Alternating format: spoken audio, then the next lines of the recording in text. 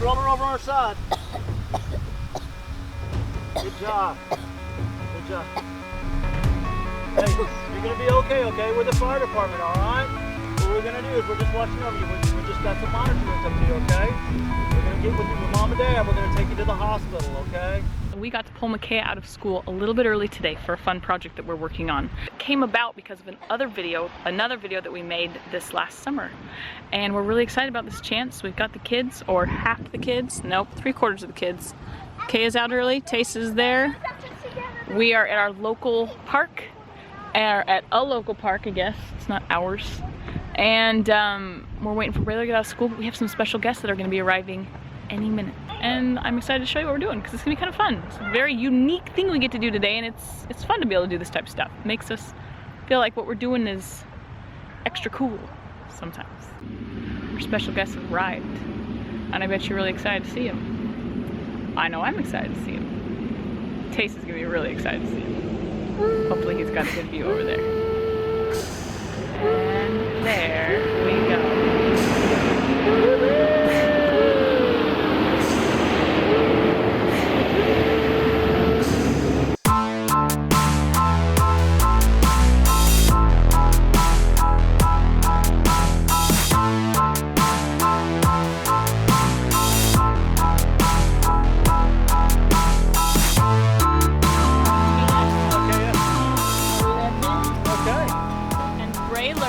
Is going to be walking from the school in about 10 minutes. Oh, okay.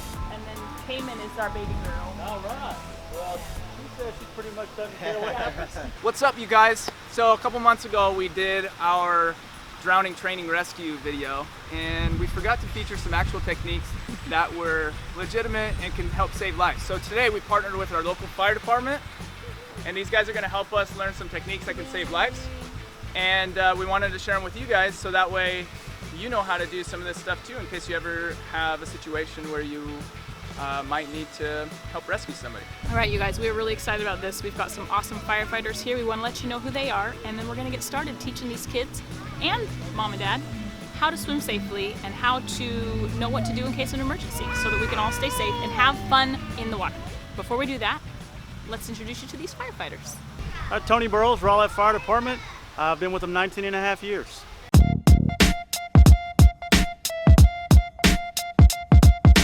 Colton Onside, I've been with Raleigh Fire Rescue for 1 year.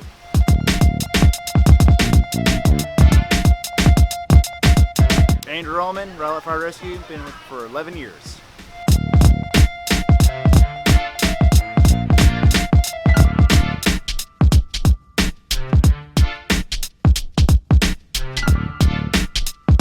Alright, so a good base knowledge whenever you're talking about water rescue for anybody of any age is to think reach, throw, row, go. So why we teach that is because go means actually getting in the water to rescue somebody. That's our last option. We don't want to get in the water unless we have to, okay?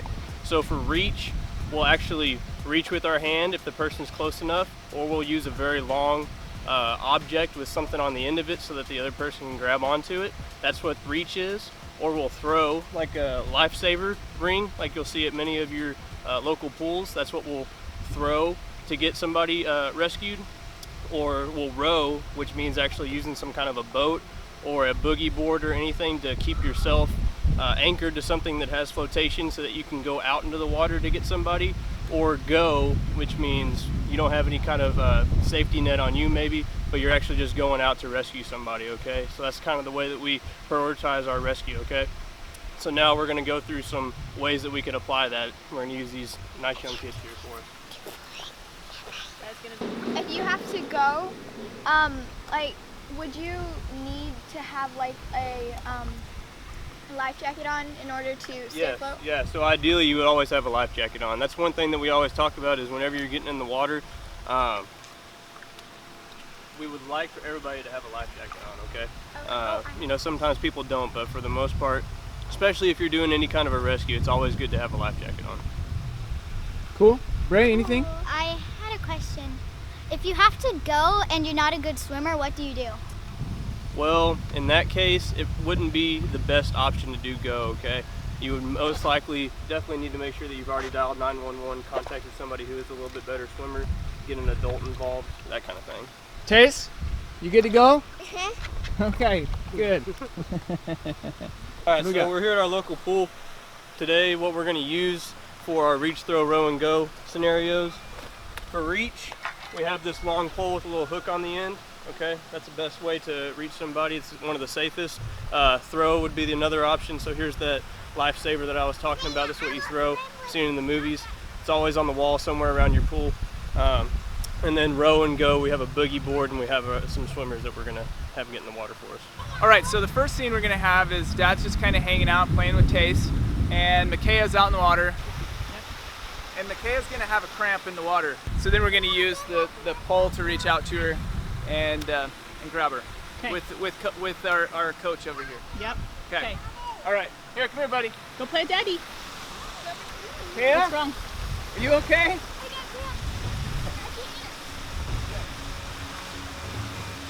Alright, so with how far out she is in the water, for rescue, our best option would be to reach. So we're going to use this pole with a long hook on it. Dad's going to go ahead and get it out in the water. Again, we're just trying to stay on dry land, okay? So on the edge of the pool if we can. We hook her neck. We would like to not hook the person. In this situation, probably the best is if they're conscious and they're able to, is to grab on just like Kaya did right here. Just give them something to grab onto. Yeah. Okay. So, and then from there you can just pull her in really easy.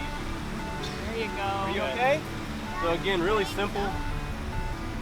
Safest way, everybody or the rescuer stays off of out of the pool, stays on dry land. It eliminates the opportunity for having two people that need to rescue. So second scenario. Yeah. So second scenario, we're going to use the lifesaver that you'll see on pretty much any of your local pools, hopefully at your home pool as well. We'll have somebody kind of out, maybe a little bit farther where we may not be able to reach them with the long pole that has the hook on it. So just like anything that you might throw, kind of in like a frisbee style from the side, you just want to have a grip on it that feels good for you, and just kind of focus on where you're trying to throw it. Make sure you hold onto the rope, okay? Don't let the rope go in the water with you. Small detail is maybe having the very end of the rope on the ground, put your foot on it so that way you know that that the whole rope's not going to go in the water. But yeah, just again, doesn't have to be too complicated. Just get the lifesaver ring out there to the person. As close to them as possible. Yes. All right, Brayla, you're next. Swim out, girlfriend. Swim your fastest. Okay, go fast, hurry. So the good thing about just getting this in the water is even if you can't get the safety ring, the lifesaver all the way to the person that needs to be rescued, at least it's there. And as long as they're not unconscious, they can at least make an effort to get a little bit closer to it. So that ring is their life safety. It's a little bit closer than the shore. Really good. Swing behind you and then swing it out there.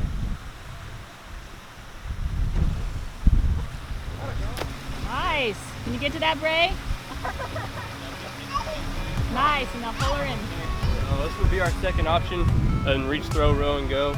But again, the rescuer doesn't get in the water, keeps that opportunity for somebody else needing to be rescued out of the picture, and helps get somebody to the shore safely. Daddy helped you. Hand it to Dad. Thank you. Okay, come over by the side. Number 3, we've already done reach, we've already done throw, now we're going to do row. So in this situation, we actually do have to get in the water because we're using a boogie board. Another example of this would be having some kind of a boat that you don't have to be in the water, which would be a little bit safer. But for what we're going to use today, we got this boogie board. We're going to actually row out to the person that needs to be rescued. That's going to be our safety line to make sure that we're not completely at the mercy of the water, and that we can also use the person that needs to be rescued to grab onto that and calmly get over to the shore. Awesome. Okay. All right. So, Micaiah, you're out too far and you can't make it back in. Hey, we're flailing. Drowning people aren't flailing, babe. I guess they start maybe that way. All right, who's getting us here? You are. Oh. Oh my gosh, Micaiah!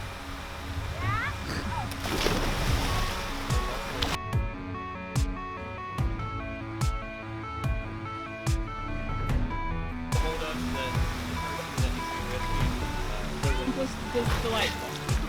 No. It is important to point out though that you do want to keep your head above the water anytime, right? You're jumping in. You don't want to lose sight of the person. Yeah, make sure you keep control of the situation. Let them know you're there to help and tell them to calm down. Don't be nice about it. Tell them, hey, you need to calm down. Grab onto this. We're going, kind of thing. Hold your breath for as long as you can. Might take me a couple minutes. Wait, tell me what? Tell me when to go down. get kind of this right here. Okay. So that way I know that your head will stay up enough, and then that you're pretty much supported by my arm kind of thing, and then I'm swimming like this. Okay. So with this situation, the person is maybe completely unconscious. They might be completely under the water, but you don't have anything that you can reach, throw, or row with. So this one is just go. So we're going to get into the water. We're going to actually get them above the water so that they can start breathing if they're able to.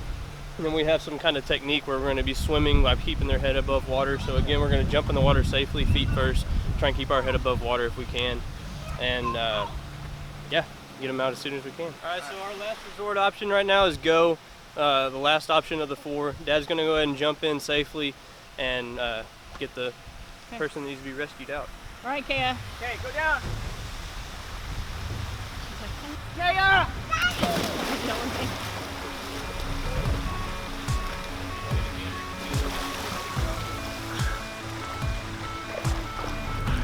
He kept his arm under her head, make sure that it stayed above the water. That was good. Gets her out. And she's not breathing. Yeah. So now we'll go into the CPR portion of the video. So after if you pull someone out of the pool who might have been potentially drowning, the first thing you want to do is you want to check on them, ask them if they're okay. Are you okay? The best thing to do is to shake their shoulder and say, "Are you okay?" Hey, are you okay? If they don't respond to you, you need to find somebody around you and tell them to call 911. Actually point at them and say, "Call 911." Camber, call 911. Okay, I will. Quick, call 911. I will. The next thing you want to do is you want to straighten her head, tilt her neck, your chin back, then you want to put your ear right next to her mouth and check and see if she's breathing or not. So you're going to feel for her breath on your ear, then you're also going to look for her chest to rise and fall. If she's not breathing, you need to immediately start doing CPR, which basically you do chest. Basically, you start with chest compressions. Okay. All right. And then with chest compressions, where do you put your hands? What do you? So you're gonna there's a right where her ribs are, the very lower portion of her ribs, where they come together. Yeah. That's where you want to kind of make a ball and make a fist right there, This. just like that. Okay. And you want to go about a third to a half the depth of her chest, Okay. 100 to 120 times a minute. Okay. So just. Okay. So you push. You push in. You're doing so you're straight armed, Yeah. and you are using your body to do compressions. Make sure those arms don't bend at all. In the past, we've done rescue breathing with chest compressions, but they're kind of going away from that now. If you were trained that way in the past and you still do it, it's not a bad thing. Now they're just kind of focusing more on chest compressions to work that blood through the body until you can get more advanced help on scene. Okay. So you try and do that 100 to 120 times a minute. How fast does that look? Is there like a song you can sing? There is a like... song you can sing. If anybody knows the classic, Big butt. no, that's close. The classic Bee Gees song, "Staying Alive." Oh. If you know that, that's about 100 beats a minute. So if you can do that, you'll be doing good. So what you want to do, you want to try and do that for about 2 or 3 minutes. Okay. If you think you can go longer, then go longer. But if you think you're starting to tire and you're not able to get a full, good compression, you need to find somebody else to help you. Okay. And you need to tell them that I'm getting tired, I need you to come help me. Hopefully after 4 or 5 minutes, the fire department's there to take over and they'll be able to do everything for you.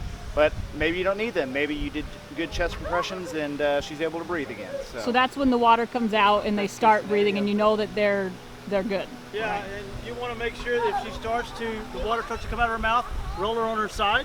Right. Because what you don't want is for roll the her water on to her come left up and side, then just her like take that. a breath and then go back into her lungs. Okay. So get her on her side, and once she comes to, just kind of hold her like that for a minute until all that water clears out of her airway. Okay. I will say it has happened in the past where people have been pulled out and they have started breathing again. We always recommend that you go to the hospital and get checked out. Yes. You No know, secondary drowning. Yeah, you may think that, well, they're out of the water, they're breathing okay, they may think they're okay. If that water got in your lungs, you can develop an infection, pneumonia. Pneumonia can potentially lead to death. Okay. So it's best to just go and get checked out and make sure there's no additional damage going on, especially in a pool. Unfortunately, chlorinated water is worse for your lungs than like lake or river water. So go get checked out. Even if you feel fine or your son or daughter feel fine, go and get them looked at. It's best to just be safe than sorry. Awesome. because I don't know the song Staying Alive, my PE/health teachers said that Row, Row, Row Your Boat also is a good 100 beat per minute song that will help you with CPR. Awesome. Hey, so you guys have done a really good job today on our safety on the swimming, okay? Let's just talk a little bit about some swimming safety. Anytime we're at a pool, we should always have a life preserver on, okay? Some kind of flotation device. Even if you're a really good swimmer, it doesn't hurt to have a life preserver on, okay? Always, for sure, anytime we're in the lake, we should always have a life jacket on, even if we're really good swimmers. Adults should have them, okay? Because there's no cases out there really that show that a person has died that had a life jacket on. We have hundreds of people that die every year that don't wear a life jacket. So we should always keep a life jacket on. Always make sure that if you're at home and you're swimming in your pool and mom, dad's out there, if they have to go in, you need to come out for a minute. I know that takes away from your fun time, but you should always come out, sit on the bank, maybe have a cold drink, get a little hydration back in you, because the sun in the summertime, you can dehydrate. Even though you're in the pool and you're in the water, you think, well, I can't dehydrate. Really, you can, okay? The sun can pull it out of you. So that's a good time. If mom and dad have to go inside for a minute, just come out and get you a drink of water or a cold drink, okay? Maybe have some hot dogs or hamburgers, something like that, yeah? But we don't want to never be in the pool unless an adult's around, okay? And if you're at a pool and, like I say, there's a lifeguard there, if you're an adult and you're there and your children are with you, you should be that extra set of eyes. That adult, that lifeguard cannot always take and watch all the kids at all the time. He can only scan so quick. So you should also be that eye. If there's 100 adults out there, that's 200 eyes that are out there protecting our children and the other adults that are in the pool that may come up and cramp and may need some help. So it's up to you too also to be that extra set of eyes that are watching. Children, if you're in the water, okay, you're having a good time, but you should be scanning too, because you're out there right by the people. If you happen to see someone that's having trouble, be sure to holler at the lifeguard, holler at an adult, and let them know, okay?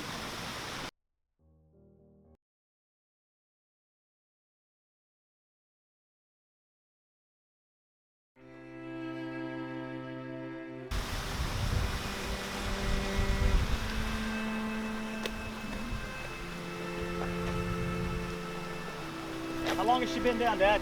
In about 4 or 5 minutes. Okay. Are you doing okay on the CPR? You need some help? I'm doing all right, but right? I think I'd rather you take over. Okay. I'm going to take over CPR for him. You can help him get those leads up there.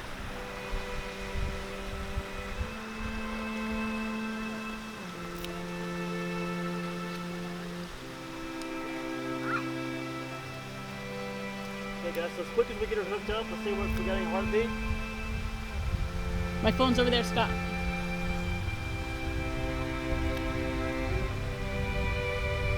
Stop compressions. Okay, good guys. I think she's coming back. Hey.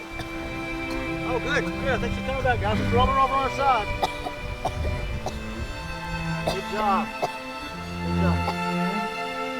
Hey, you're gonna be okay with the fire department, all right? What we're gonna do is we're just watching over you. We just got some monitoring up to you, okay?